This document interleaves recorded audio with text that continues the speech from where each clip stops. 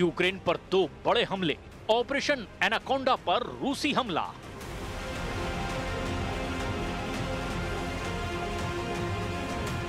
तेरह 1300 दिन से ज्यादा की जंग में रूस यूक्रेन जंग अब रूस नेटो जंग में बदल चुकी है। हैरानी की बात तो ये है कि अब अमेरिकी राष्ट्रपति ट्रंप ने बड़ी चालाकी से खुद को यूक्रेन युद्ध से बाहर निकालना शुरू कर दिया है और अब नेटो और यूरोपीय देशों को यूक्रेन जंग में झोंकना शुरू कर दिया है। हम आपको दिखाने जा रहे हैं कि रूस से बुरी तरह से मार खा चुके यूक्रेनी राष्ट्रपति ज़ेलेंस्की ने दावा किया कि रूस अगले कुछ घंटों में यूक्रेन पर 2 बहुत बड़े स्तर के हमले करने जा रहा है।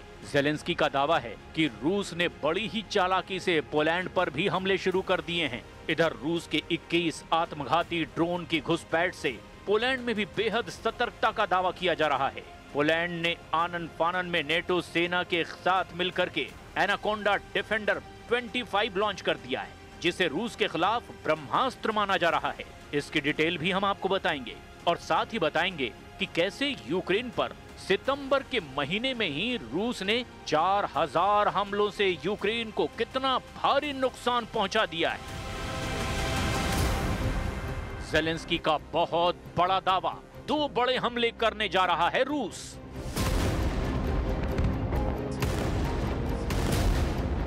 शुरुआत हम करने जा रहे हैं यूक्रेन से, जहां पर रूसी हमलों से भयंकर तांडव मचा हुआ है। दावा किया जा रहा है कि अभी रूस जो हमले कर रहा है वो तो सिर्फ ट्रेलर हैं, पिक्चर आना अभी बाकी है।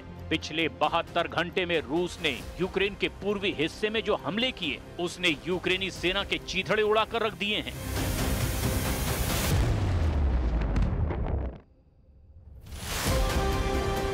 रूस की सरकारी समाचार एजेंसी TASS ने रक्षा मंत्रालय के हवाले से बताया कि पिछले दिनों अग्रिम मोर्चे पर लड़ाई के दौरान यूक्रेनी सेना के 1500 से ज्यादा सैनिक मारे गए। हालांकि यूक्रेन ने इस दावे की पुष्टि नहीं की है। यूक्रेनी सशस्त्र बलों के जनरल स्टाफ ने इतना जरूर माना कि पिछले दिनों रूस ने अनुमानित 1020 सैनिकों के साथ साथ 360 मानव रहित हवाई वाहनों और 36 तोपखानों प्रणालियों को भी खो दिया है। कुछ रिपोर्ट में दावा किया गया कि रूस ने यूक्रेन के कीव और पोल्टावा शहरों पर ड्रोन हमले किए हैं। इन हमलों में कई लोग घायल हुए हैं और एक गैस स्टेशन को भी काफी नुकसान हुआ है।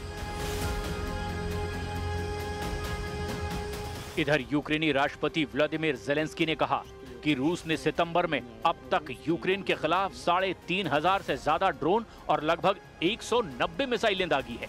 ज़ेलेंस्की ने रूस के इन हमलों को हवाई आतंकवादी अभियान बताया, जबकि दूसरी तरफ रूस ने दावा किया कि उसने पिछले 24 घंटे में 357 यूक्रेनी ड्रोनों को ब्लैक सी के ऊपर मार गिराया है। इस बीच रूसी सेना प्रमुख ने युद्धग्रस्त क्षेत्र में जवानों से मुलाकात की और डोनेस्क पर कब्जे के लिए सैनिकों को सम्मानित किया। इधर यूक्रेनी राष्ट्रपति व्लादिमीर ज़ेलेंस्की ने सोशल मीडिया प्लेटफॉर्म एक्स पर लिखा कि हालांकि रूस ने इस साल सुमोय, नोवोपावलिवका, प्रोक्रोवास्क और जापोरेजिया में आक्रामक तैयारी की थी, लेकिन रूस ने इतने ज्यादा सैनिक खो दिए हैं कि अभी तक उसके पास बड़े पैमाने पर आक्रामक कार्रवाई करने की ताकत तक नहीं बची। Войска в зоне специальной военной операции наступают практически на всех направлениях.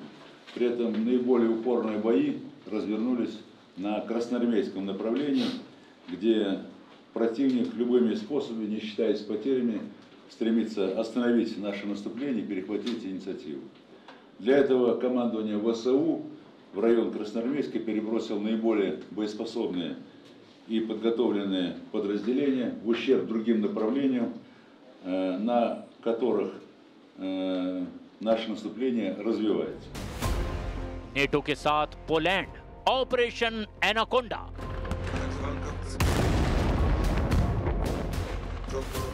इधर कुछ खबरों में दावा किया गया कि पोलैंड ने यूक्रेन पर हो रहे रूस के भयानक हमलों को देखते हुए एक बड़ा सैन्य मिशन शुरू किया है, जिसे एनाकोंडा डिफेंडर 25 नाम दिया गया है। जानकारी के मुताबिक एनाकोंडा डिफेंडर 25 नाम के इस अभ्यास को इस साल की शुरुआत में रूस और बेलारूस के संयुक्त सैन्य अभ्यासों की सीधी प्रतिक्रिया के रूप में देखा जा रहा है। 1 सितंबर से शुरू हुए इस बड़े पैमाने के अभियान में नेटो सहयोगियों के साथ पोलिश सेना के 3000 से ज्यादा सैनिक शामिल हैं। आधिकारिक रिपोर्ट के मुताबिक इस अभ्यास में टैंक, बख्तरबंद वाहन, विमान जैसे 600 से ज्यादा भारी सैन्य उपकरणों की तैनाती शामिल की गई है। विश्लेषकों का मानना है कि ये अभ्यास एक शक्ति प्रदर्शन है और ये सब रूस को दिखाया जा रहा है। रूसी सरकारी मीडिया ने पहले ही इस कदम की आलोचना करते हुए इसे उकसावे वाला कदम बताया है। लगातार बढ़ते तनाव के साथ पोलैंड का एनाकोंडा डिफेंडर 25 पूर्वी यूरोप में सैन्य संतुलन को आकार देने में एक महत्वपूर्ण घटना बनती जा रही है। हालांकि रूस ने पोलैंड और यूक्रेन में नेटो सेना के घुसपैठ पर बेहद गंभीर नतीजे भुगतने की चेतावनी दी है। Если какая-то часть Украины будет территорией, где размещаются так называемые миротворцы, и будут для этой части Украины, бывшей Украины, для этой территории действовать гарантии безопасности Запада, заточенные против Российской Федерации. रूस के हाथों यूक्रेन की तबाही और बर्बादी देखने के बाद से यूरोपीय और नेटो देशों के सामने सिर्फ एक ही रास्ता बचा है, या तो रूस से सीधी जंग करो या फिर अपनी जान बचाकर भागो। पेरिस, लंदन और ब्रसेल्स में नेटो और यूरोपियन यूनियन की मीटिंग में यह बिल्कुल साफ हो चुका है कि यूरोपीय देश किसी भी कीमत पर पुतिन और ट्रंप की डील को नहीं मानने वाले। हालात ये हैं कि अब पोलैंड तीसरे विश्व युद्ध का पहला हेडक्वार्टर बन गया है। रूस के खिलाफ बारूदी मोर्चा खोल दिया गया है। जो दावे किए जा रहे हैं उसके मुताबिक पोलैंड के राष्ट्रपति करोल की इस वक्त हवाइयां उड़ी हुई हैं। रूस ने यूक्रेन के साथ साथ पोलैंड में भी मोर्चा खोल दिया है। इस वक्त पोलैंड के लाखों सैनिक, सैकड़ों फाइटर जेट, टैंक, तोप और मिसाइल सिस्टम फुल एक्टिव हैं।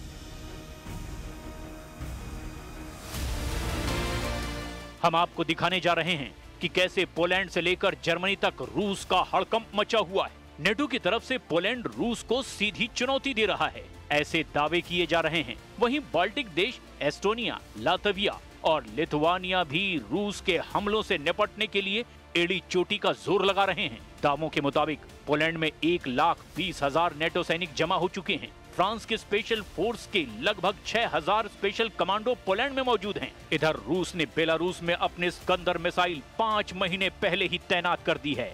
खबर ये है कि अगर पोलैंड की तरफ से रूस पर हमला होगा तो बेलारूस की तरफ से यूक्रेन पर रूस और बेलारूस की सेना मिलकर बड़ा हमला कर देगी।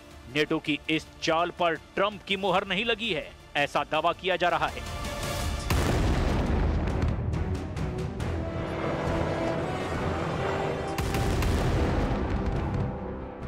इधर मरता हांफता यूक्रेन नेटो की तरफ अभी भी टकटकी लगाए देख रहा है। 43 महीने बाद रूस यूक्रेन जंग में हालात बेकाबू होते जा रहे हैं। 32 देशों वाला नेटो भी अब पुतिन के साथ आर पार की जंग करने का मन बना रहा है। ब्रिटिश स्टॉर्म शैडो मिसाइलों से रूस के काफी अंदर यूक्रेनी सेना हमला कर रही है। दावा किया जा रहा है कि ब्रिटिश स्टॉर्म शैडो मिसाइल से रूस के सैन्य ठिकानों पर हमला किया जा रहा है। वहीं रूसी सेना का साफ कहना है कि उनके एयर डिफेंस सिस्टम ने ब्रिटिश स्टॉर्म शैडो मिसाइलों को हवा में ही तबाह कर डाला है। रूसी सेना का दावा है कि वो अब यूक्रेन को ब्रिटेन से मिली 12 स्टॉर्म शैडो मिसाइलों को हवा में ही तबाह कर चुका है। Европа явно пытается достаточно беспардонно отвоевать себе место за столом переговоров.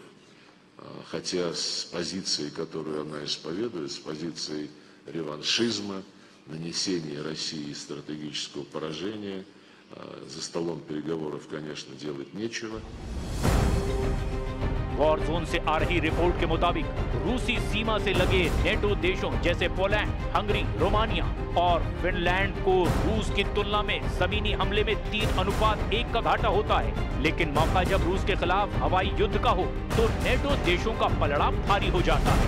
इसीलिए जैसे ही रूस ने रोमानिया से लगे बॉर्डर पर यूक्रेनी इलाकों पर हमले किए, नेटो देश रोमानिया ने तुरंत 2 F-16 जेट जंग में उतार दिए। रूस ने रोमानियाई सीमा के बगल में ही डेन्यूब नदी पर एक यूक्रेनी शहर इज़मेल में बंदरगाह पर भीषण मिसाइल, जेट और ड्रोन से हमले किए, जिसके बाद से नेटो देश रोमानिया में हड़कंप मच गया है। कुल मिलाकर ये तय हो चुका है कि रूस यूक्रेन के साथ साथ पोलैंड से भी खुलकर जंग करने जा रहा है। इसीलिए 2 हफ्ते के अंदर ही यूक्रेन पर 2 बड़े हमले करके उसे तबाह कर देना चाहता है और बेलारूस की तरफ से पोलैंड पर भी हमला करना चाहता है।